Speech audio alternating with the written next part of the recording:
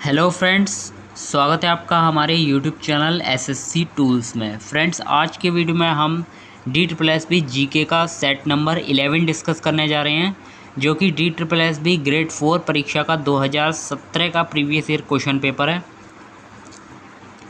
और ये सभी एग्ज़ाम्स जो भी DSSB के अंतर्गत लिए जाते हैं, जैसे कि PRT, TGT, LDC, लेखपाल और जितने भी अदर एग्ज़ाम हैं, इन सभी के लिए इम्पोर्टेंट रहेगा। आइए फर्स्ट क्वेश्चन से शुरुआत करते हैं। तो फर्स्ट क्वेश्चन जिसमें पूछा गया है, ये कंप्यूटर से रिलेटेड है और इसमें पूछा गया है माइक्रोसॉफ्ट पावर पॉइंट के बारे में। तो पावर पॉइंट, जो माइक्रोसॉफ्ट पावर पॉइंट होता है, उसमें पिछली कार्रवाई को रद्द करने के लिए कुंजीपटल लघुमार्ग है। कुंजीपटल लघुमार्ग यानी कि कीबोर्ड की शॉर्टकट की, जिसमें पिछली कार्रवाई यानी कि प्रीवियस जो भी आपका एक्शन होता है उसको कैंसिल करने के लिए किस शॉर्टकट की का यूज़ किया जाता है। तो अगर आपको पावर पॉइंट के बारे में पता है तो आप इसका आंसर ज़रूर दे पाएंगे। तो इसका आंसर क्या हो जाएगा? ऑप्शन नंबर बी करेक्ट है। Ctrl+Z का यूज़ किया जाता है पिछली एक्शन को रद्द करने के लिए, यानी कि कैंसिल करने के लिए। तो शॉर्टकट कीज़ आपको पता होनी चाहिए। वैसे ये जो क्वेश्चन है कंप्यूटर के, ये LDC ग्रेड 3 ग्रेड 4 में पूछे जाते हैं, PRT, TGT, PGT में नहीं पूछे जाते हैं, लेकिन फिर भी आपको पता होना चाहिए। तो आप तैयार कर लेना इस चीज़ को। यहाँ से आप इसकी अदर शॉर्टकट कीज़ भी देख सकते हैं। माइक्रोसॉफ्ट पावर पॉइंट में उपयोग होने वाली शॉर्टकट कीज़ कौन कौन सी हैं? Ctrl+V यानी कि Ctrl+V का यूज़ पेस्ट स्लाइड के लिए किया जाता है। कोई भी स्लाइड को पेस्ट करने के लिए Ctrl+V का यूज़ किया जाता है। Ctrl+C का यूज़ कॉपी स्लाइड के लिए किया जाता है। किसी भी स्लाइड को कॉपी करने के लिए Ctrl+C का यूज़। Ctrl+A का यूज़ सभी ऑब्जेक्ट्स को सिलेक्ट करना हो तो Ctrl+A का यूज़ किया जाता है। और Ctrl+Z का यूज़ तो इसमें क्वेश्चन में पूछा ही गया था कि पिछली कार्रवाई को रद्द करने के लिए इसका यूज़ किया जाता है। नेक्स्ट है सेकंड क्वेश्चन, जिसमें पूछा गया है ईमेल पते में निम्नलिखित में से कौन सा संकेत आवश्यक इस्तेमाल किया जाना चाहिए। तो ईमेल एड्रेस जो होता है उसमें इनमें से कौन सा सिंबल है जो हमेशा यूज़ किया जाता है? तो यहाँ से ऑप्शन नंबर कौन सा करेक्ट हो जाएगा? ऑप्शन नंबर डी करेक्ट है, @ सिंबल। @ का यूज़ हमेशा ईमेल एड्रेस में किया जाता है। किसी भी, अगर आपका ईमेल एड्रेस है तो आपने देखा होगा @gmail.com, इस तरह का लास्ट में आपको देखने को मिलेगा। तो इसका यूज़ हमेशा किया जाता है, @ सिंबल का यूज़। यहाँ से ईमेल एड्रेस के बारे में कुछ इंपॉर्टेंट पॉइंट्स है, वो भी नोट डाउन कर लेना कि ईमेल में @ संकेत का इस्तेमाल एक तो आवश्यक रूप से किया जाता है, ये बात ठीक है। ईमेल की फुल फॉर्म जो होती है वो इलेक्ट्रॉनिक मेल होती है। इसकी खोज 1972 में टॉम लिंसन ने की थी। तो ये बहुत इंपॉर्टेंट नाम हो जाता है, टॉम लिंसन, इसने की थी ईमेल की खोज। और ये कंप्यूटर व अन्य इलेक्ट्रॉनिक उपकरण के माध्यम से इंटरनेट द्वारा भेजी जाती है। तो इसका यूज़ तो सभी को पता होगा, लेकिन टॉम लिंसन ये नाम आपको ध्यान से देखना है। ये ईमेल से संबंधित है और इलेक्ट्रॉनिक मेल इसकी फुल फॉर्म होती है, ये तो सभी को पता होगा। तो टॉम लिंसन का नाम जो है वो ईमेल की खोज करने के लिए जाना जाता है, इनका नाम। नेक्स्ट है थर्ड क्वेश्चन, जिसमें पूछा गया है सर्वोच्च न्यायालय ने हाल ही में निजता के मौलिक अधिकार को घोषित किया है। भारत के संविधान के किस अनुच्छेद के अंतर्गत निजता को एक मौलिक अधिकार घोषित किया है? तो आपने ये क्वेश्चन जो है वो प्रीवियस सेट में भी देखा होगा। जितने भी मौलिक अधिकार थे वो हमने पढ़े थे। तो यहाँ से एक और मौलिक अधिकार पूछा गया है, निजता का मौलिक अधिकार। तो निजता का मौलिक अधिकार किस अनुच्छेद के अंतर्गत वर्णन किया गया है इसका? तो आपने यहाँ से अनुच्छेद पढ़ा होगा, अनुच्छेद 21, अनुच्छेद 21, जिसमें क्या कहा गया था आपको याद हो तो? हमने सभी जो भी मूल अधिकार थे यानी कि मौलिक अधिकार थे वो डिस्कस कर लिए थे। और अनुच्छेद 21 आपको याद हो तो उसमें हमने कहा था कि प्राण एवं दैहिक स्वतंत्रता का अधिकार होता है। प्राण एवं दैहिक स्वतंत्रता, दैहिक स्वतंत्रता।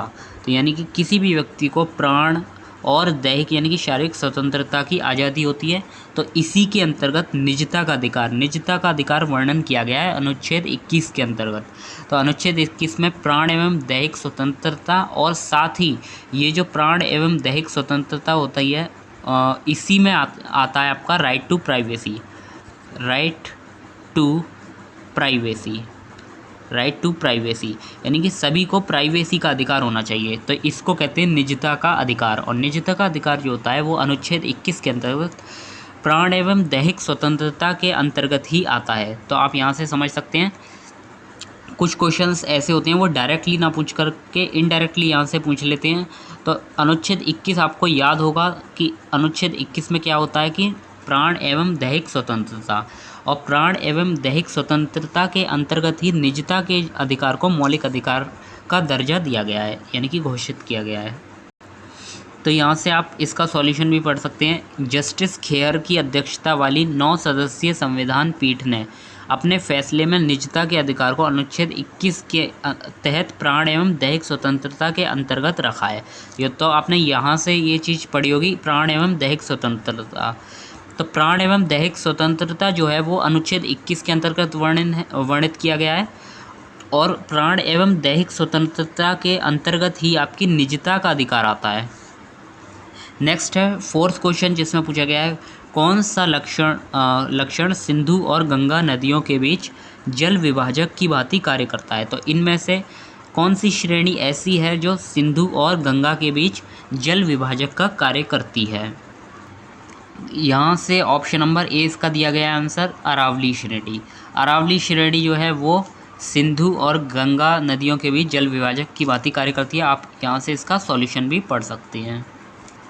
अच्छा, जम्मू कश्मीर की कुछ नदियों का क्रम लगाने को आ जाता है, तो आप ये ज़रूर ध्यान कर लेना कि जैसे अगर ये जम्मू कश्मीर पार्ट है हमारा, ये भारत का, फिर तो जम्मू कश्मीर में सबसे ऊपर यहाँ से सिंधु नदी बहती है, तो ये सिंधु हो गई हमारी, सिंधु।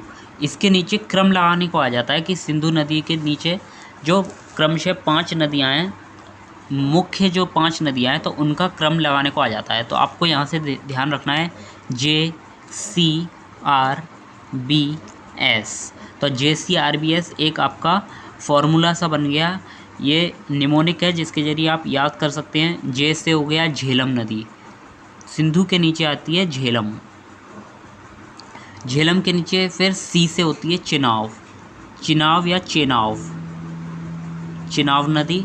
आर से होती है रावी, रावी नदी।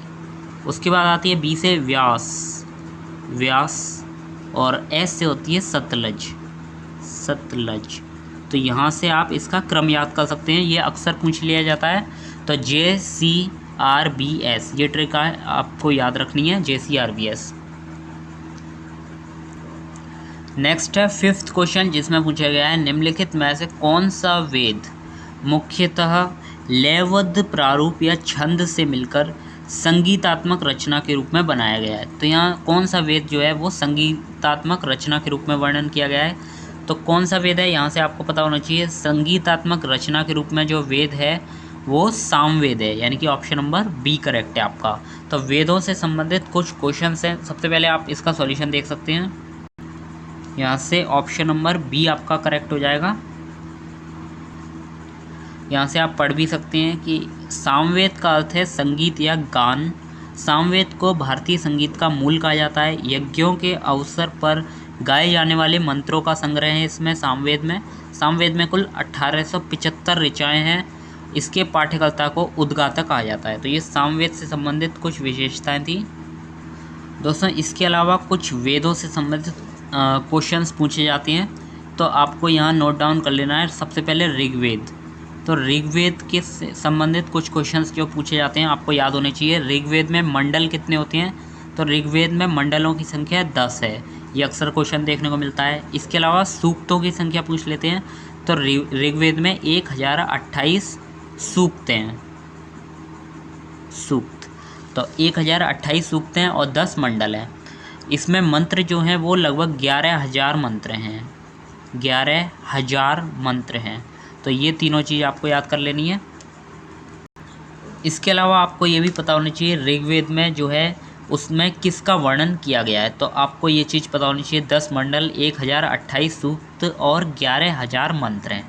इसके अतिरिक्त जो ऋग्वेद में वर्णन है वो देवताओं की प्रार्थना, स्तुति और देवलोक में उनकी स्थिति का वर्णन किया गया है। तो आप यहाँ से नोट डाउन कर लेना। सबसे पहले देवताओं की प्रार्थना, देवताओं की प्रार्थना, स्तुति,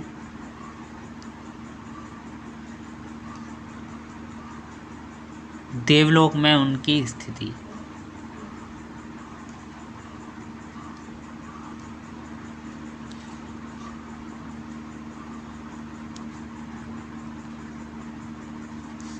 तो इसका वर्णन किया गया है ऋग्वेद में। देवताओं की प्रार्थना, स्तुति, देवलोक में उनकी स्थिति, तो ये वर्णन है ऋग्वेद में।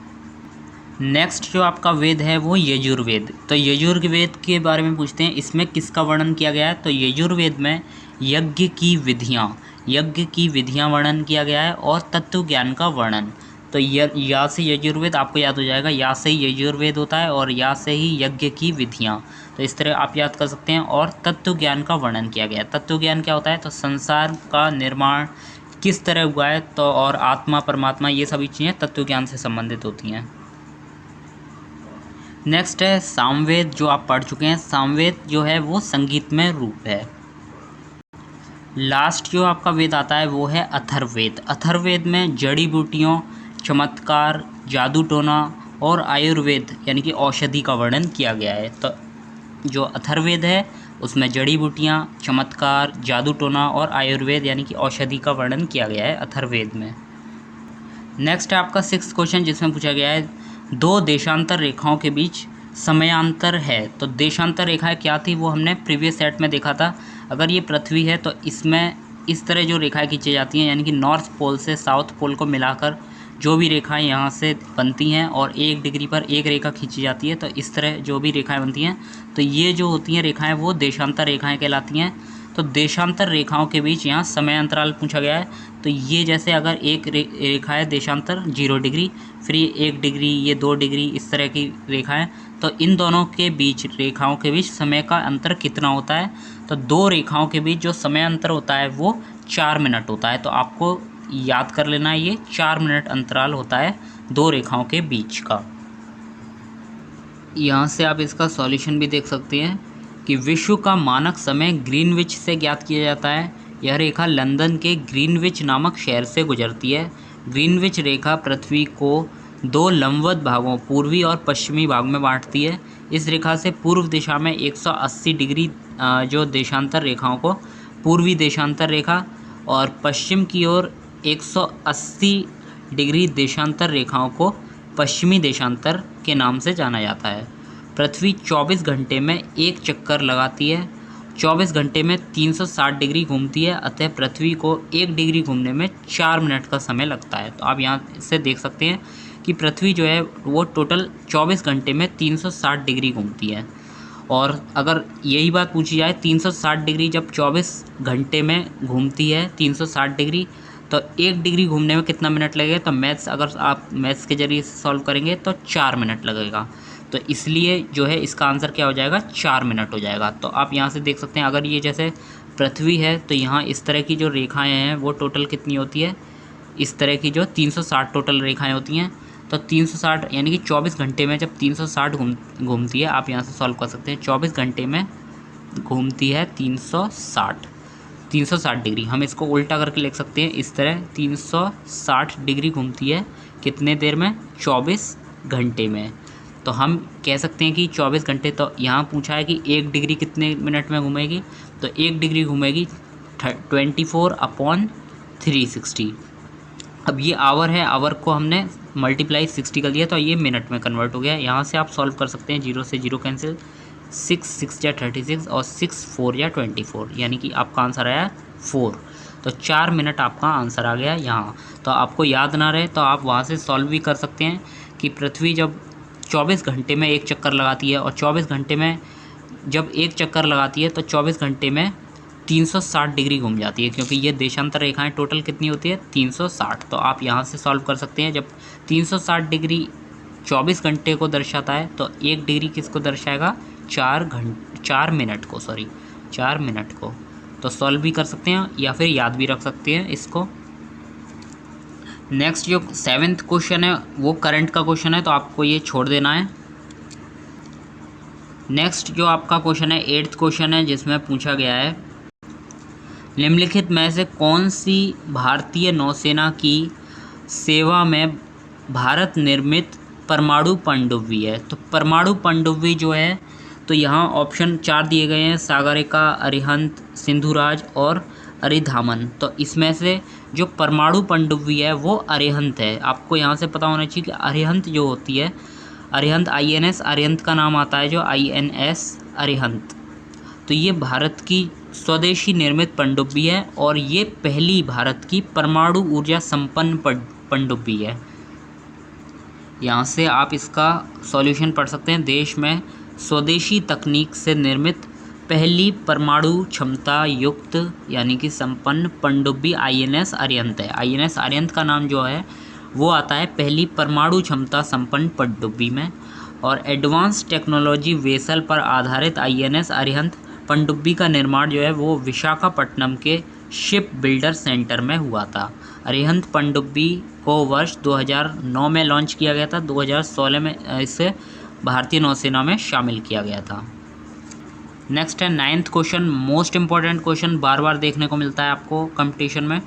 एक लालटेन में तेल बाती में डैश की विशेषता के कारण चढ़ता है। तो अगर दिया होता है या फिर पुराने ज़माने में आप लोग देखते होंगे ऐसे करके बॉटल बना दी जाती थी, उसमें ये इस तरह का रुई की सी बाती निकाल दी जाती थी और यहाँ ऑयल भरा रहता था। ये बत्ती जो है रुई की बाती ये नीचे तक जाती थी, यहाँ ऑयल धीरे धीरे ऊपर आके ये जलती रहती थी। तो ये कारण क्या था, ऑयल जो ऊपर आता था, तो ये तेल बाती में ये किस कारण से होता है? तो इसका आंसर क्या हो जाएगा, अगर आपने इंटर में अच्छे से पढ़ा होगा चैप्टर पृष्ठ तनाव, इसका आंसर क्या हो जाएगा पृष्ठ तनाव। तो आप इसका जैसे ये भी ऑप्शन इस तरह का दे देते हैं, अगर तौलिया का एक सिरा गीला हो जाता है, सबसे पहले तो आप यहाँ से पढ़ सकते हैं इसका सॉल्यूशन कि लालटेन में तेल के बाती के ऊपर चढ़ने का कारण क्या होता है, तेल का पृष्ठ तनाव। पृष्ठ तनाव के कारण शिकत्व की क्रिया होती है, शिकत्व की क्रिया होती है जिसके फलस्वरूप द्रव पतली से पतली नली में प्रवेश कर ऊपर चढ़ सकता है।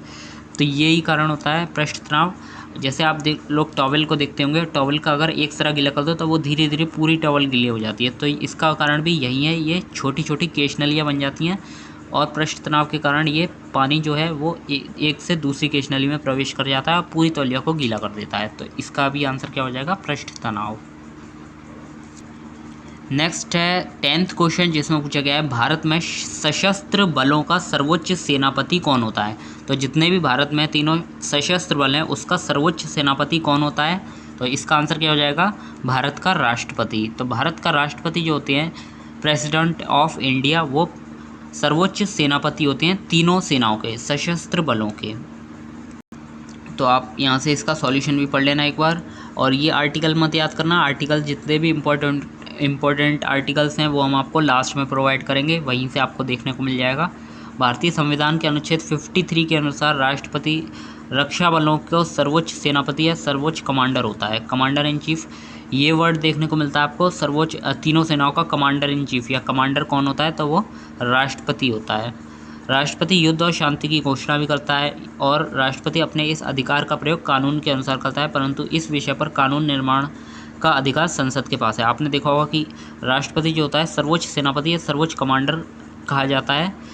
जब भी युद्ध की स्थिति होती है तो सेना को गोली चलाने का अधिकार जो होता है वो नहीं होता है, राष्ट्रपति ही पहला ऑर्डर देता है, तब जाके सेना पहली फायरिंग करती है। पहली बार फायरिंग राष्ट्रपति के अनुसार ही करती है। और राष्ट्रपति को जो ये सलाह देने का कार्य कौन करता है, वो मंत्रिपरिषद करती है। नेक्स्ट 11th क्वेश्चन जिसमें पूछा गया है एक हरिकेन डैश है। तो हरिकेन का अपना नाम बहुत सुना होगा। हरिकेन जो होता है वो क्या होता है, चक्रवातीय तूफान होता है। और ये किस तरह का चक्रवातीय तूफान होता है, तो उष्ण कटिबंधीय चक्रवातीय तूफान होता है ये। तो ऑप्शन नंबर इसका बी करेक्ट हो जाएगा। तो यहाँ से आप इसका सॉल्यूशन भी पढ़ सकते हैं कि कर्क रेखा और मकर रेखा के मध्य जो उत्पन्न होने वाले चक्रवात को उष्णकटिबंधीय चक्रवात कहते हैं। तो कर्क रेखा और मकर रेखा होती क्या है, तो अगर ये हमारी पृथ्वी है तो ये कौन सी रेखा है, ये 0 डिग्री रेखा होती है।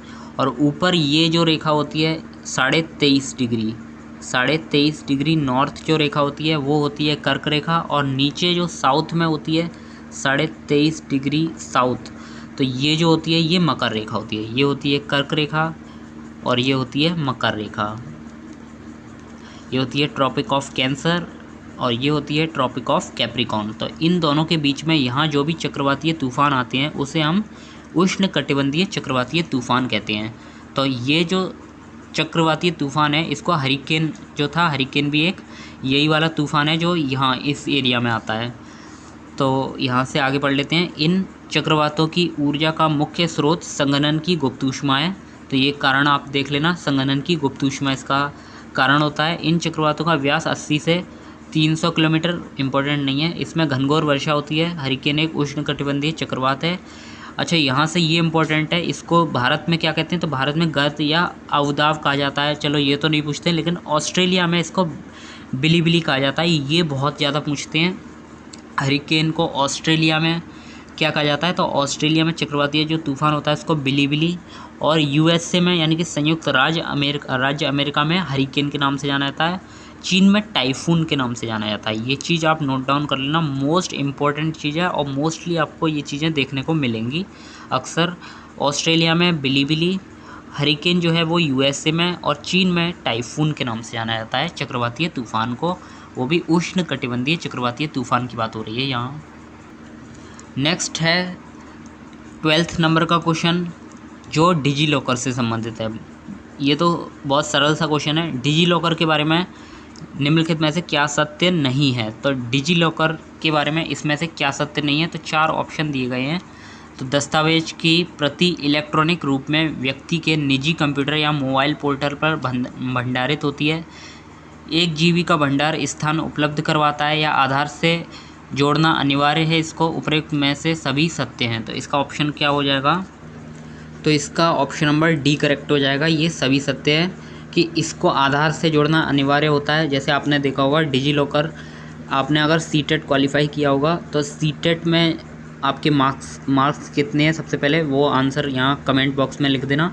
सीटेट में जो आपने सर्टिफिकेट निकाला होगा सीटेट का, तो वो डिजी लॉकर के जरिए ही निकाला होगा, तो वहाँ आधार कार्ड लिंक करना ज़रूरी होता है। ये बात भी सही है। इसका जो जीबी होता है वो 1 GB इसमें स्टोरेज होता है। इसकी जो कैपेसिटी होती है वो 1 GB की होती है, और इसमें अपने दस्तावेज को इलेक्ट्रॉनिक रूप में यानी कि ई फॉर्म में व्यक्ति के निजी कंप्यूटर या मोबाइल फ़ोन पर भंडारित रहता है। तो ये तीनों ही चीज़ सही है, यानी कि ऑप्शन नंबर डी इसका करेक्ट आंसर हो जाएगा।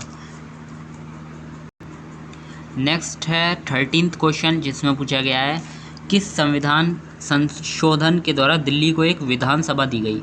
तो इसका आंसर क्या हो जाएगा, संविधान संशोधन कौन सा था जिसके द्वारा दिल्ली को एक विधानसभा दी गई। तो यहाँ से संविधान संशोधन से आपको क्वेश्चन देखने को मिला है। तो जितने भी इम्पोर्टेंट संविधान संशोधन और जितने भी आर्टिकल्स हैं वो आपको लास्ट में प्रोवाइड कर दिए जाएंगे, आप वहाँ से जाके कंप्लीट कर लेना। तो इस क्वेश्चन का आंसर क्या हो जाएगा, दिल्ली को एक विधानसभा दी गई है, तो इसमें आंसर हो जाएगा 69वां संविधान संशोधन जो है उसके द्वारा दिल्ली को एक विधानसभा दी गई थी।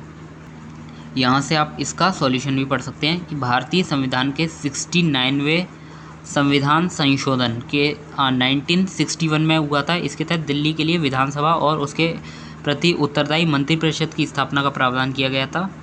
इस नियम द्वारा राजधानी दिल्ली को संघ राज्य क्षेत्र का दर्जा भी प्रदान किया गया था। तो यहाँ से ये क्वेश्चन ज़्यादा देखने को मिला है कि किस संविधान संशोधन के तहत दिल्ली को राजधानी का दर्जा मिला था, संघ राज्य क्षेत्र का दर्जा प्रदान किया गया था। तो ये पूछते हैं अक्सर, तो आप ये ध्यान रखना 69वें संविधान संशोधन द्वारा।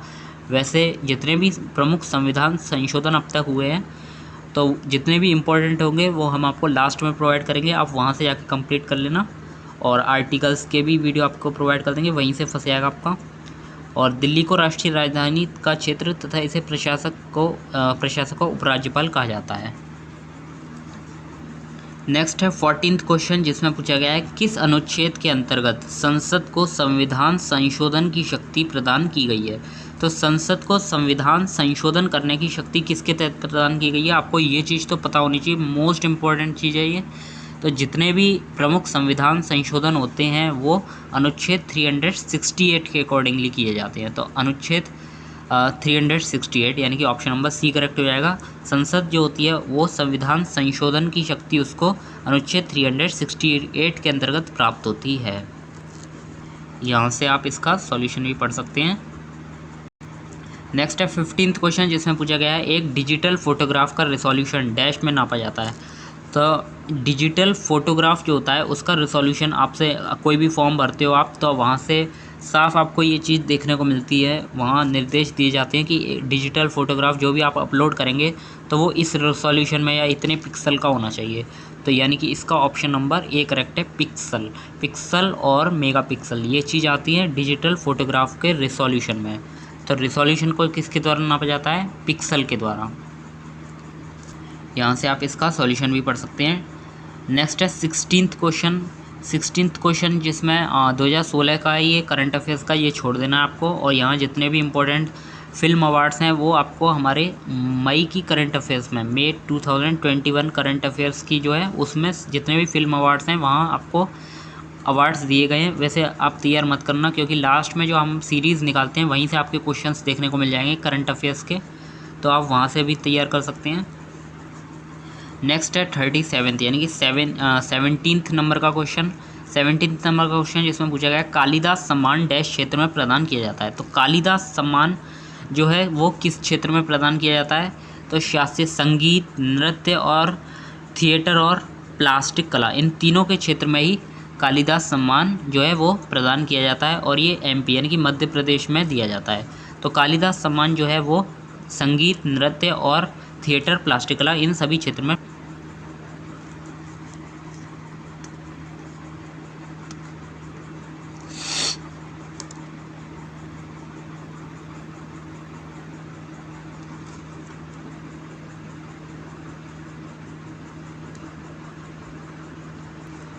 यहाँ से आप इसका सॉल्यूशन पढ़ सकते हैं। कालिदास सम्मान जो है, कालिदास सम्मान मध्य प्रदेश सरकार द्वारा प्रदान किए जाते हैं, और इसकी शुरुआत जो है 1980 में की गई थी। यह सम्मान शास्त्रीय नृत्य, दृश्य कलाओं, रंगकर्म, शास्त्रीय नृत्य के क्षेत्र में प्रदान किए जाते हैं। अंजलि ये नहीं करना है आपको, 2019 में दिया गया था, ये चीज़ नहीं करनी है। बस यहाँ से देख लेना है, जो कालिदास सम्मान है वो इन तीनों क्षेत्र में दिया जाता है, और 1980 में इसकी शुरुआत होती और मध्य प्रदेश सरकार द्वारा प्रदान किया जाता है। ये चीज़ आपको देखनी होगी। नेक्स्ट जो 38th क्वेश्चन है, ये भी आपका करंट का है, तो इसको छोड़ देना है। लेकिन आपको ये चीज़ ध्यान रखनी है कि ओलंपिक खेल जो आने वाले हैं उसकी मेज़बानी कौन करेगा। नेक्स्ट आपसे जो पूछा गया है ये क्वेश्चन जो है 39th यानी कि 19 नंबर का, ये भी करंट अफेयर का है, ये भी आपको कैंसिल कर देना है, छोड़ देना है ये। नेक्स्ट आपका लास्ट क्वेश्चन 20th क्वेश्चन जिसमें पूछा गया है भारत सरकार का GEM पोर्टल किससे संबंधित है? तो GEM पोर्टल जो है वो सार्वजनिक खरीद से संबंधित होता है। क्या होता है GEM पोर्टल, आइए जान लेते हैं। तो यहाँ से आप पढ़ सकते हैं GEM यानी कि government e market place portal जो है वो एक सरकारी ई-कॉमर्स डिजिटल प्लेटफॉर्म है। DSG&D के स्वरूप को बदलकर एक नए रिफॉर्म के तहत GEM पोर्टल की शुरुआत हुई थी। तो ये 2017 में इसकी शुरुआत हुई थी GEM पोर्टल की, और इसका उद्देश्य क्या है? वो सरकारी संस्था और विभागों द्वारा खरीद प्रक्रिया को आसान बनाना, यानी कि सरकारी जो संस्थाएं होती हैं और विभाग होते हैं उनके द्वारा जो भी खरीद की जाती है तो उसकी प्रक्रिया को आसान बनाने के लिए GEM पोर्टल शुरुआत की गई थी 2017 में। सरकारी विभागों, गैर सरकारी संस्थानों को वस्तुओं को उपलब्ध कराने वाले विक्रेताओं को एक डिजिटल ई-कॉमर्स प्लेटफॉर्म उपलब्ध कराना इसका उद्देश्य है। यानी कि आप समझ गए होंगे GEM पोर्टल जो होता है उसका उद्देश्य क्या होता है सार्वजनिक खरीद में। दोस्तों यहाँ आपका सेट नंबर 11 कंप्लीट होता है। अगर आपको वीडियो पसंद आया हो तो